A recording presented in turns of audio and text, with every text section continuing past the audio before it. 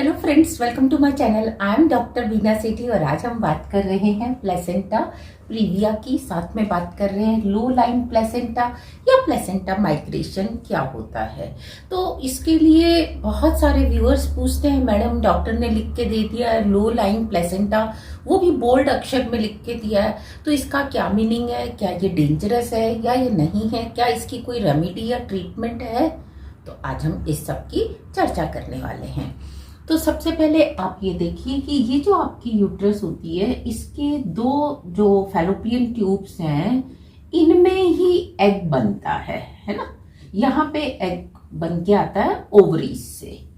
लेकिन जब ये एग जिस महीने फ्यूज हो जाता है स्पर्म से, तो पहले 5, 6, 7 डेज वो यहीं पे रहता है। इसके यहीं पे सेल डिवीजन होता है, यहीं पे साइज बढ़ता है। इसको हम जाइगोट भी कह सकते हैं, एम्ब्रियो भी कह सकते हैं। लेकिन 5-7 डेज के बाद जब इसका थोड़ा सा साइज बड़ा हो जाता है, फिर ये स्लिप करके नीचे आता है। और ये जो आपकी यूट्रस जिसको बोर्ड पे आप 2 डायमेंशन देखते हैं, एक्चुअली ये 2 डायमेंशन नहीं होती। आप इसको ऐसा मान सकते हो कि 3 डायमेंशन होती है। अगर ये गोल डिब्बी होती तो बिल्कुल इस तरीके से गोल होती है। अब अगर वो जो अंडा है ऊपर से वो इस साइड से स्लिप हुआ है, उस साइड उस मंथ में आपको यहाँ पे एग बना था, तो उसके ज्यादा चिपकने के चांस या तो इस साइड होंगे या इस साइड होंगे या इस साइड होंगे। लेकिन अगर आप उस समय लेटे हुए हैं, आपको नहीं पता कौन से टाइम पे वो ऊपर से नीचे स्लिप होने वाला है, और आप ऐसे लेटे हुए हैं, तो क्या होगा, वो इधर भी आ सकता है। और अगर आप खड़े हुए हैं तो ज्यादा नीचे की तरफ आ सकता है, और बैठे हुए हैं तो हो सकता है उतना नीचे ना आए, ऊपर ही कहीं वो मतलब फिक्स हो जाए। अब जब वो अंडा यहाँ से स्लिप होके आता है, तो पहले वो यहाँ पे एक खड्डा करता है और अपने केमिकल्स डाल के यहाँ से जो एंडोमेट्रियम है उसको हटाता है। हटाने के बाद वो धीरे धीरे क्या होता है, इससे ये अंडा आ गया, वो इससे जुड़ने लग जाता है। और ये जो चीज है, ये इसको हम कहते हैं प्लेसेंटा। जैसे आप इसको दोबारा देखो कि ये एंडोमेट्रियम है, ये अंडा है, तो ये जो बीच की चीज है इसको हम प्लेसेंटा कहते हैं। और यही प्लेसेंटा अपने आप जो बेबी की मदर है उसके एंडोमेट्रियम में जाके अच्छे से जैसे रूट्स बन जाती है ना, ऐसे सेट हो जाता है। वहां से ब्लड भी लेता है और ब्लड को फिल्टर करके आगे बेबी तक पहुंचाता है। तो ये जो पूरी कॉर्ड है जिसको हम अम्बिलिकल कॉर्ड या आंवल या जेन कुछ भी कहते हैं, तो हम क्या देखते हैं, ये धीरे धीरे बढ़ती है और फर्स्ट ट्राइमेस्टर तक आते आते ये आपकी यूट्रस का 90% वॉल्यूम को कवर कर लेती है। अब जब ये 90% कवर करती है और अगर ये नीचे की तरफ ज्यादा है, जहां सर्विक्स है, तो हम इसको बोलते हैं लो लाइन प्लेसेंटा, क्योंकि वो नीचे की तरफ एडजस्ट हुआ है। और अगर ऊपर की तरफ हुआ है तो इसके नीचे आने के चांस क्या होते हैं, कम होते हैं। तो एक तो जरूरी नहीं कि आपका ही वैसा केस हो, और दूसरी चीज, अगर आपका ऐसा केस है और ऐसे केस वाली अगर 100 प्रेग्नेंट लेडीज हैं, तो क्या 100 की 100 को खतरा होता है, और होता भी है तो क्या होता है। तो पहली बात, 100 की 100 को कोई डेंजर नहीं होता, क्योंकि 5th मंथ से जो ये अगर हम इसकी बात करें यूट्रस की, इसको हम 2 सेगमेंट में बांटे, upper segment and lower segment. तो इसका ये जो लोअर सेगमेंट है ये बढ़ने लगता है, बल्कि 4th के लास्ट से ही बढ़ने लगता है, और आपकी यूट्रस भी ऊपर आने लगती है,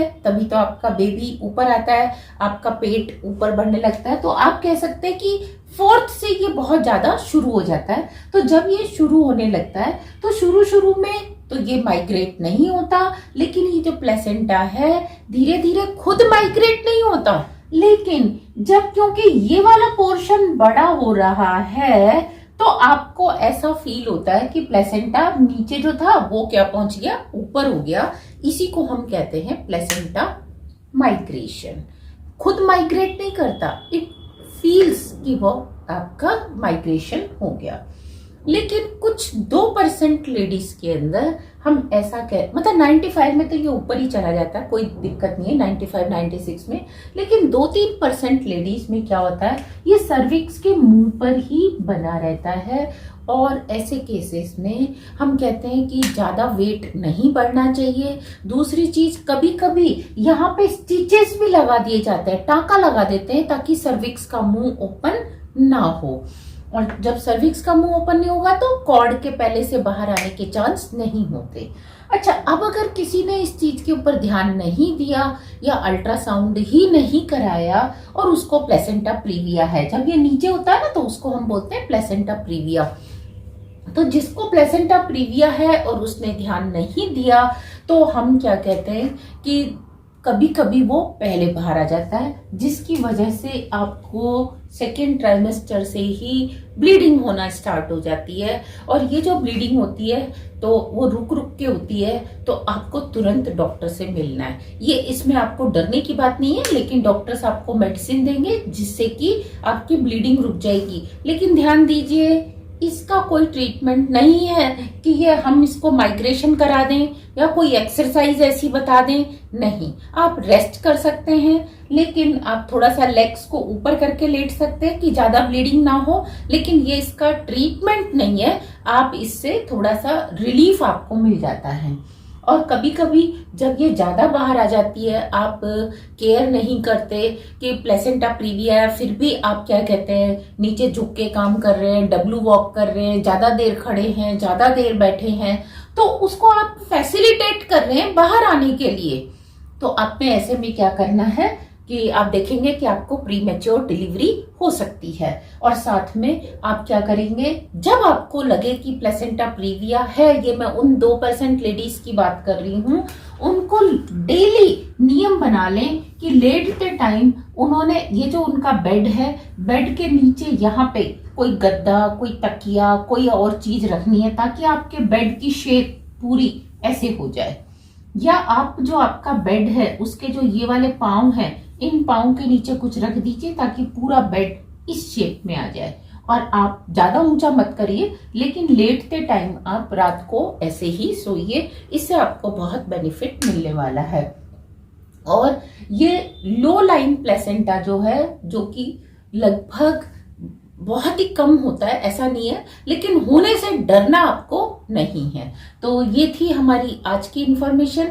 और अगर आपको अभी भी कोई डाउट है, you can write in comment section और you can take appointment and you can discuss your individual matter with us. Thank you very much, all the very best, stay healthy, happy pregnancy.